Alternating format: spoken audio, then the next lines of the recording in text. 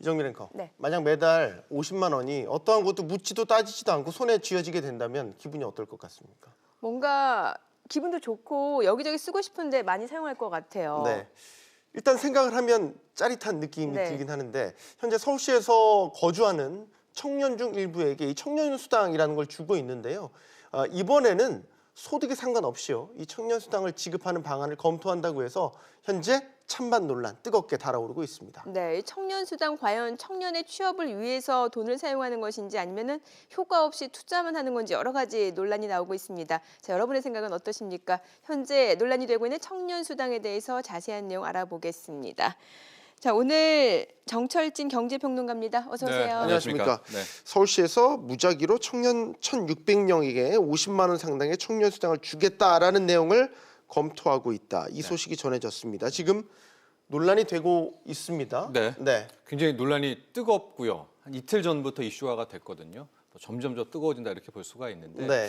우선 이제 전반적인 설명을 해드리면 서울시는 아직까지 확정은 되지는 않았다. 그러나 네. 긍정적으로 검토하고 있다라는 겁니다. 그러니까 마지막 계획은 뭐냐면 서울시에 거주하고 있는 20대에게 매달 50만 원씩을 지급하겠다라는 건데 일단 거기까지는 좀 시간이 필요하잖아요. 그래서 2년간 실험을 좀 해보자라고 하는 거고요. 그 2년 동안에 서울시 거주 1,600명에게 월 50만 원을 지급하면서 과연 이들이 어떻게 좀 긍정적인 효과가 나오느냐. 그래서 이 결과에 따라서 앞서도 말했지만 나아가서는 서울시 전체 거주 20대에게 월 50만 원을 지급하는 이 안을 생각하고 있다라는 게 이제 서울시의 방침인데요. 이 얘기가 흘러나오자마자 굉장히 지금 논란이 뜨거운 상황입니다. 네, 지금 서울시는 논란이 크게 일자 사실 무근이다, 확정된 건 아니다, 네. 이제 이런 식의 이제 반응들이 나오고 있는데 논란이 지금 얼마나 크냐면 국민청원까지 올라갔어요. 그러니까요. 네.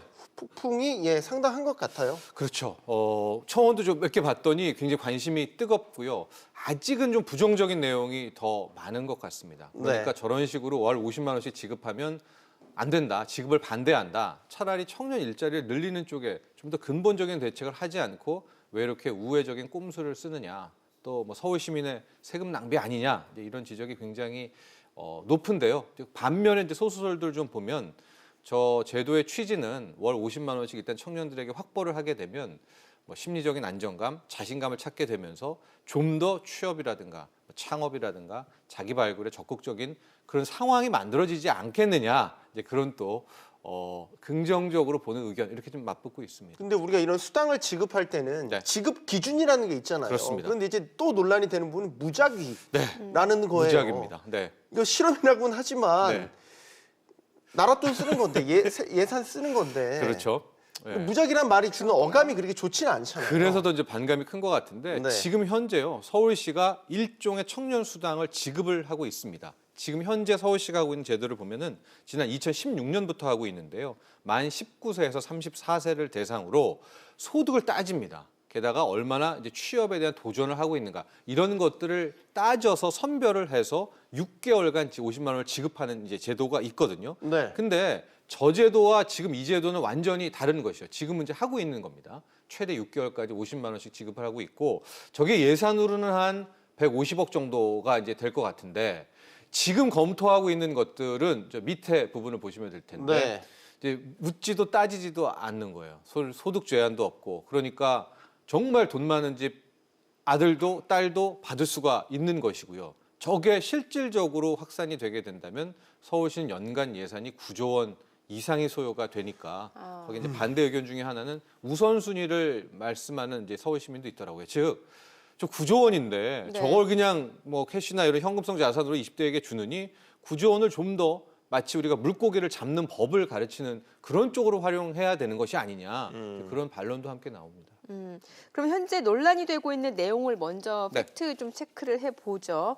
자, 청년 복지를 정책의 우선순위로 두는 것이 맞느냐라는 지적이 나옵니다. 그러니까 네. 복지 우선순위에 과연 청년 수당이 들어가는 게 맞냐라는 지적이거든요. 그렇습니다. 이제 그 반론이 큰 것 같아요. 지금 어려운 부분도 많고 복지 사각지대도 많고 서울시가 해결해야 될 문제가 많은데 네. 이 20대 청년 그것도 선별하지 않고 무작위로 모두 이렇게 이 매달 50만 원을 1년, 2년간 지급한다라고 하면 이건 우선순위의 맨 뒷 거의 후순위를 앞부분으로 온 것이 아니냐 이제 이런 지적들이 굉장히 많이 있고요. 네. 또 하나들 뭐 논란 많이 되는 게 이제 50만 원을 주면 우리가 이제 여유, 뭐 심리적 안정을 준다라고 하지만 또 그걸 가지고 학원을 다닌다든가 뭐 시험 준비를 한다든가 이렇게 쓰는 친구들도 있겠지만 이런 20대도 있겠지만 그냥 한순간에 뭐 몇 차례 친구들이랑 술 먹고 써버리면 이거는 어떻게 막을 거냐 네. 뭐 이런 것들 뭐 이런 계속해서 뭐 이슈들이 되고 있습니다. 지금 이제 묻지도 따지지도 않고 무작위로 만약 청년 수당이 무작위입니다. 지급이 된다면 네, 예산을 감당할 수 있냐? 물론 서울시가 지자체 감당, 제일 예. 크긴 하지만 그렇죠. 나랏돈이란 말이죠. 네. 다른 데 쓸 때도 많을 것 같은데 그렇습니다. 예산이 감당이 될까? 감당은 되겠지만 줄여야 되겠죠.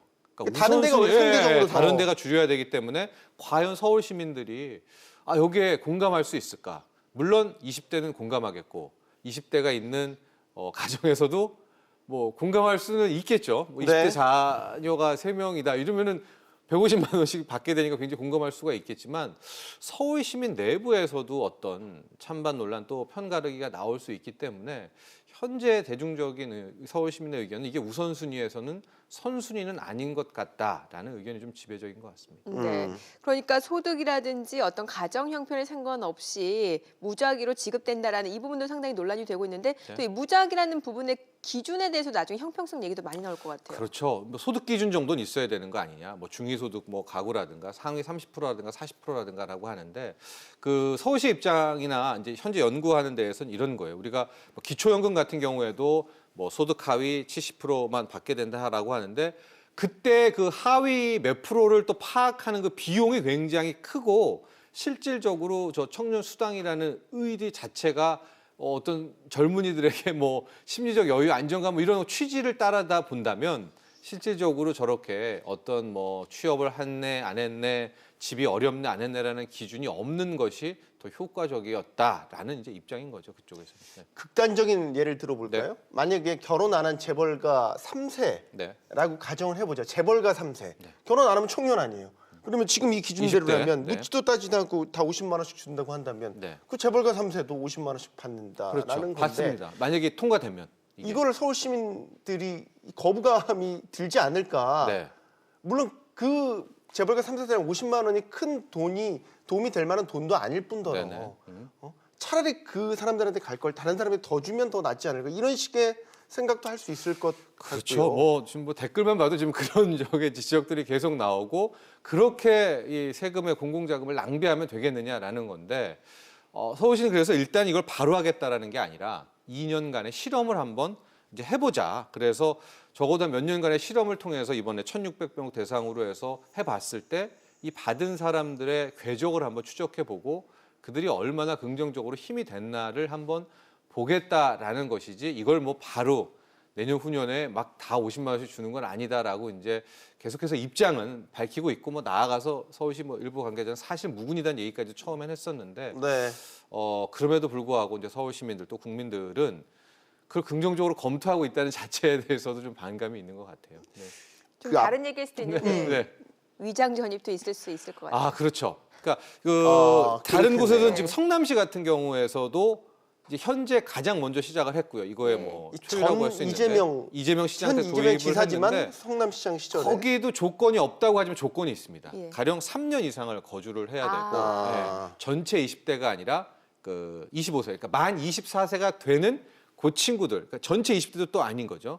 한해서 이제 분기별 25만 원에서 100만 원을 지급하는데 그때도 이 상품권으로 지급을 하는 거예요. 그러니까 그 상품권은 술집에서는 이제 쓸 수가 없게 네. 바우처라고 하죠. 우리가 형태를 정확하게 뭐 학원이라든가 또 성남시 내에서만 사용하게 되는 이제 그런 제약 조건을 걸고 있거든요. 그러니까 성남시에 저 24세에 주는 연간 100만 원도 완전히 무작위는 아닌 거죠. 그래서 그러네요. 우리 이정민 앵커가 얘기한 것처럼 근데 진짜 묻지도 따지지도 않고라고 20대라고 하면 전국의 20대들이 대거 상경화 이거 뭐 극단적인 얘기는 하지만 네, 네. 네, 그럴 가능성도 있고 뭐 이제 그런 의견도 계속 나오고 있는데 예. 제가 뭐 서울시 의견 계속 말씀드리면은 그런 것을 다 고려하고 있고 네. 일단은 1,600명 대상으로 한번 실험을 하겠다는 것도 아니라 이제 검토 중이다 이렇게 해명을 하고 있습니다. 그 50만 원 현금을 이제 지급을 한다면 이걸 과연 정말 말 그대로 뭐 예를 들어서 취업이라든지 자기 개발이라든지 이런 데 쓰면 좋은데 뭐 앞서 이제 국제활동, 유흥비로 예. 쓸 수도 있고 네. 전에 고용부에서 이제 지급하는 한때 문제가 돼서 실업수당들이 네.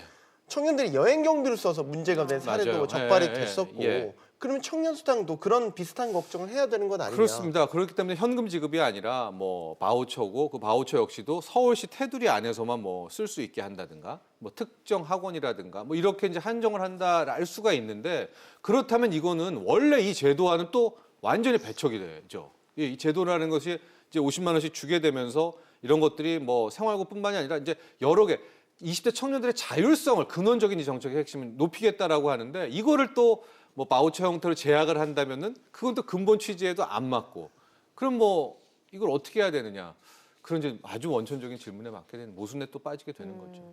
사실 이게 청년들 고용 상황이 워낙 안 좋다 보니까 이런 맞아요. 각종 이런 정책들이 나오는 것 같은데 이 정책하고 예산은 꾸준히 들어가는데도 불구하고 청년 일자리가 늘지는 않고 있단 말이죠. 그 그렇습니다. 원인을 뭐라고 볼 수 있을까요? 근데 두 개죠. 취업과 창업이 현재 모두 어려운 그런 상황이라고 볼 수가 있는데요. 이제 20대 후반, 특히 30대 초반에는 이제 민간 섹터의 취업이 거의 힘든 그런 상황입니다. 게다가 뭐 알짜 일자리라고 하고 있는 세대 대기업 그룹들도 이제 외국처럼 어떤 정기 채용이 아니라 상시 채용으로 바뀐다라고 하니까 취업 관문은 더 막힌 것이고요.